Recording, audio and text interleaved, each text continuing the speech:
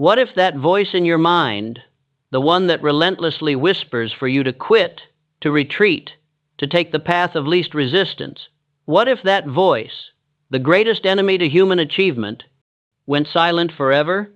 What if the immense, bone-wearying struggle you are facing right now is not a sign that you are failing, but the ultimate, undeniable signal that you are on the very precipice of a monumental breakthrough? You were not given this pain to break you. You were given this pain to build you.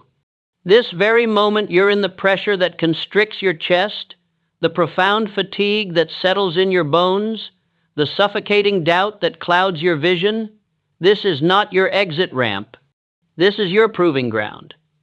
This is the furnace where character is forged. Because no man has ever risen to greatness without first being tested by fire.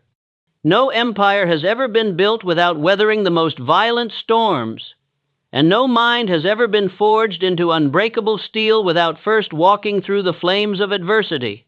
You say it's hard. I say, good. That means it's working. This broadcast is not here to soothe you or to offer you a temporary balm for your struggles. I did not come here today to give you permission to stop. Napoleon Hill, author of Think and Grow Rich, came to awaken the dormant force that lies sleeping beneath your perceived weakness. I came to speak to the version of you that fights, that executes, that refuses to crawl back into the deceptive comfort of mediocrity. Let the quitters quit. Let the fearful retreat into the shadows. But you, don't you dare quit. You've come too far. You've survived too much. And everything you have ever fought for waits just beyond this wall of pain. So, you don't stop here. You don't break here. You build here. Now, stand up inside your own mind and let your resolute silence be louder than all the world's noise and doubt. This is your hour. When the going gets hard, the vast majority of men begin their subconscious search for a way out. They whisper subtle lies to themselves, insidious justifications that I came to identify in my work, outwitting the devil as the work of drifting. The drifter has no definite purpose and is pulled by every circumstance. He tells himself, maybe this wasn't meant for me. Perhaps now is not the right time. Surely, I have done enough. But let me speak directly to the part of you that remembers who you were before the world taught you how to retreat, before you learned the habit of making excuses. Pain is not your enemy. Pressure is not a signal to stop. Resistance is not a red light. It is a gatekeeper. It stands guard at the entrance to the life you desire. It is a sacred threshold that only the few, the builders, the doers, the deciders, will ever have the courage to walk through. And mark my words, the man who walks through that gate of fire is not the same man who first approached it. He emerges stronger. He emerges sharper. He possesses a clarity of purpose that cuts through all confusion. That is the divine purpose of hardship, to strip you down until all that remains is the unbreakable truth of your potential, until every excuse burns away in the purifying fire and only the part of you that is destined for greatness survives. This is the essence of true self-development. Andrew Carnegie, a man whose wisdom forms a cornerstone of my book, Think and Grow Rich, once told me something I shall never forget. He said, Mr. Hill, adversity is the refining fire of destiny. It burns away the weak man and leaves only the man who is ready to lead. Carnegie did not rise from privilege. He began as a poor Scottish immigrant, a bobbin boy in a cotton mill, earning a pittance. But even then, he was practicing the principles of this philosophy. He practiced the principle of going the extra mile, of doing more than he was paid for. He cultivated an abundance mindset long before the abundance arrived, believing that his service would eventually compound into great value. And when the opportunity came, he did not flinch, because the fire he had walked through for years, the long hours, the uncertainty, the low pay, had already forged his mind into a weapon of unwavering discipline. He was a purpose-driven man from the very beginning. And here you stand today, in your own personal fire. I ask you, what will this fire leave behind? Will it leave a man who folded under pressure, a man who will forever wonder, what if?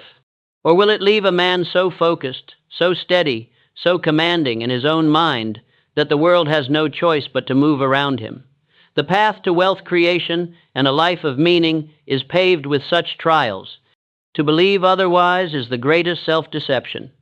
Be grateful for this test, for it is the only examination that matters. Let us now turn your mind from the fear of the flame to the power it bestows upon those who endure it. Charles M. Schwab, who rose from a stake driver to become the President of U.S. Steel, was no stranger to pressure. As Carnegie's right hand, he faced the storms of industry, the roar of competition, and the resistance of men who were older, richer, and more experienced. But what set Schwab apart was not genius, it was resilience. It was his unwavering ability to stay hard when everything around him went soft. He did not fold. I once asked him how he dealt with the immense fear and uncertainty of his position. He replied, "Mr. Hill, fear is a fog. It obscures the path, but it does not erase it. A man must learn to walk forward even when he cannot see." His emotional intelligence was such that he could separate the feeling of fear from the necessity of action. You may not see your future clearly right now. You may be in a dense fog of fatigue, surrounded by the clamor of doubt. But hear me clearly. You still walk, you still move, you still build. Because the man who waits for perfect clarity will wait forever. The man who says, "I'll push when it's easier," will never arrive at his destination. He will never truly embody the principles of Think and Grow Rich. Let us speak of Henry Ford, a man who was relentlessly told his vision was foolish. He was told the automobile was a novelty that would never replace the horse. Even his own mastermind group, his engineers, told him his idea for an 8-cylinder engine block cast in one piece was impossible. And you know what he told them? Build it anyway. He said it not once, but over and over again, until their disbelief was worn down by his certainty. Ford understood something the average man never will. When everything seems to resist you, it is your own mind asking a critical question. Do you really want this? And you answer not with words, but with persistence, with relentless, unyielding execution. He didn't stop because it was hard. He became Ford because it was hard, and he kept going anyway. His success wasn't just about cars. It was a masterclass in manifestation techniques fueled by an unwavering belief and the most rigorous daily discipline. You see, your identity is not fixed, it is engineered. You are, at this moment, the sum total of your repeated thoughts and actions. If you want to be unbreakable, you must rehearse being unbreakable. This is not about faking it until you make it. This is about a profound understanding of the law of autosuggestion. You must repeat your new identity until it becomes your reality. This is the power of positive thinking made practical. Every morning, you must speak your power. Every day, you must act in accordance with the man you are becoming, not the man you have been. This is the highest form of study motivation, the study of the self. And you must declare war on your greatest enemy, comfort. Pain is a teacher. It tells you where you are weak and where you must grow. But comfort is a silent killer. It is the warm bed on a cold morning that convinces you to abandon your purpose. It is the voice that says, "You've done enough for today." Pain forges you. Comfort seduces you into mediocrity. Be grateful for the discomfort. It is proof that you are on the right path, the path of growth. The man who seeks comfort will find neither comfort nor success, but the man who seeks growth will find both. Let me be clear with you, with the force of absolute certainty. If you are tired right now, good. It means you have been in the arena, spending your energy on a worthy cause. If you are doubting right now, good. It means you are pushing the boundaries of what you previously thought possible. If you are under immense pressure, good. It means you are doing something that matters. But I will not let you use any of these feelings as an excuse to quit. Quitting now is not just a betrayal of your goals. It is a betrayal of your very identity. It is telling the universe that the man you dreamed of becoming was a fraud. And I know the man you are truly becoming, the one who keeps showing up, the one who listens not to fear but to vision, the one who would rather suffer for a grand purpose than coast in the calm seas of mediocrity. Let the crowd rest, let them doubt, let them walk away when the load gets heavy, but you do not get to quit, because this fire you are in, it is making you.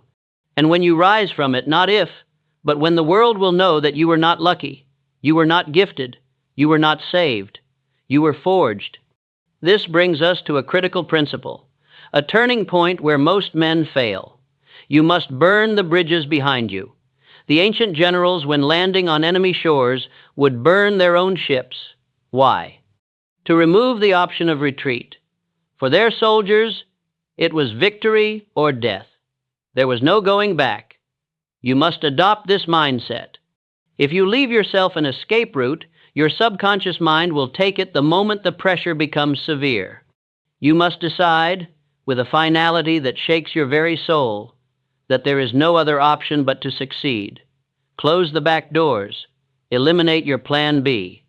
Pour all of your energy, your focus, and your will into your plan A. This absolute commitment is a force of nature. It is the essence of a true purpose-driven life. The man who continues when he could quit becomes undeniable. And here is what the world won't tell you.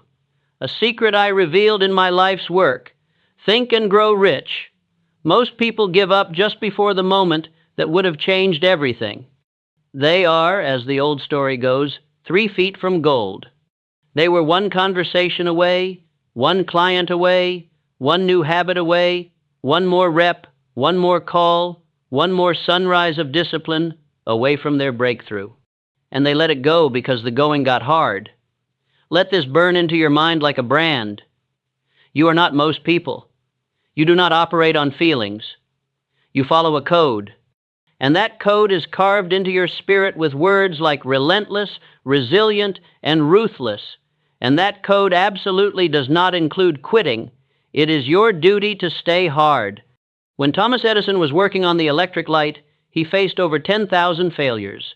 Imagine the pressure, the financial strain, the public ridicule, the media calling him a fool, his own team questioning the mission. But do you know what he never did? He never doubted the end result. He had already decided. For him, every failure was simply a confirmation of progress, another step on his healing journey towards the solution. That is how you must now view this moment in your life. It is not a defeat. It is not a wall. It is a passage. And you are walking through it, head up, eyes forward, heart full of a final decision. You do not stop when it's hard. You become harder. You do not retreat from resistance. You rise through it. You do not ask, will I make it? You declare, watch me build this until there's no doubt left. The fire is temporary, but the strength it will leave in you, that will last for an eternity. There will come a day when all this pressure, this pain, this profound fatigue will make perfect sense. A day when the weight you once carried becomes the armor you now wear. When the silence you endured in the dark becomes the unshakable stillness in your soul. When the work you did when no one was watching becomes the light that others follow. But that day only comes to the man who refuses to lay down his arms. It comes to the one who kept going when there was no visible reward in sight. That is the true abundance mindset, to be grateful not just for the harvest, but for the sacred labor of planting the seeds in what appears to be barren soil. My entire life's work, the philosophy that Napoleon Hill is known for, the 13 principles meticulously detailed in Think and Grow Rich, can be distilled into this one fundamental truth. Your mind is the only thing in the universe over which you have absolute and complete control. Therefore, you must command it as a general commands his army. This is the heart of the power of positive thinking, but it is more than just wishful thinking. It is disciplined thought, backed by faith, and repeated daily until it becomes a burning obsession.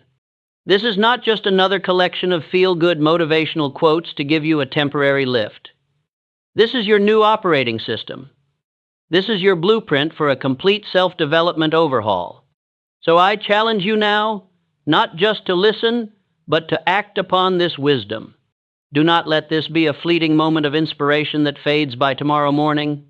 Make this your daily discipline. This is the ultimate study motivation, the study of your own potential. You must treat this message not as a speech, but as a tool, an instrument for mental programming. I challenge you to listen to this message every single morning for the next 30 days. Let it be the first thing that enters your mind upon waking. Let it set the tone for your day. Walk with it, work with it. Let these words become the automatic response to any feeling of doubt or fatigue. Why? Because of the science of autosuggestion. Every time you repeat these truths, you are driving them deeper into the fertile soil of your subconscious mind. You are digging a new groove, a new pathway for your thoughts to follow, until the path of strength becomes more natural than the path of weakness. The man who listens once is entertained. The man who listens 10 times is inspired. But the man who listens daily, who speaks these words aloud with power and emotion, he becomes transformed. He is no longer simply listening to a philosophy. He is embodying it. So say this with me now, and every day hereafter. I will not forget who I am becoming. I do not let fear rewrite my programming. I repeat power until power becomes my nature. I am not my feelings, I am my decisions. I do not obey emotion, I obey my mission. You are not weak, you are not broken, you are simply untrained. And this is your training manual. Every man who became great, Edison, Carnegie, Ford, Schwab, Lincoln, they all mastered this one secret. If you repeat a belief with emotion and faith long enough, it replaces every limitation you once held. Do not leave this message behind. This is your discipline now. You wake up, you play this. You walk alone and repeat its words. You feel doubt creeping in, and you override it with these lines. Repetition is the chisel that shapes the stone of your character. If you want to be forged, if you want to be unshakable, immovable, undeniable, then you must hammer these truths into your spirit daily until you learn to stay hard, not by effort, but by instinct. Eventually, you will wake up one morning, and the man who feared the world will be gone. And in his place will be a man who moves with a quiet certainty, a man who no longer hopes for strength, because strength has become his default state. Repeat. That is the final instruction. Repeat until doubt cannot find your name. Repeat until hesitation cannot enter your posture. Repeat until your voice carries the weight of identity, not effort. Repeat until your actions no longer require motivation, because the man who masters repetition masters himself, and the man who masters himself fears nothing. Thank you for joining us on Napoleon Hill's philosophy.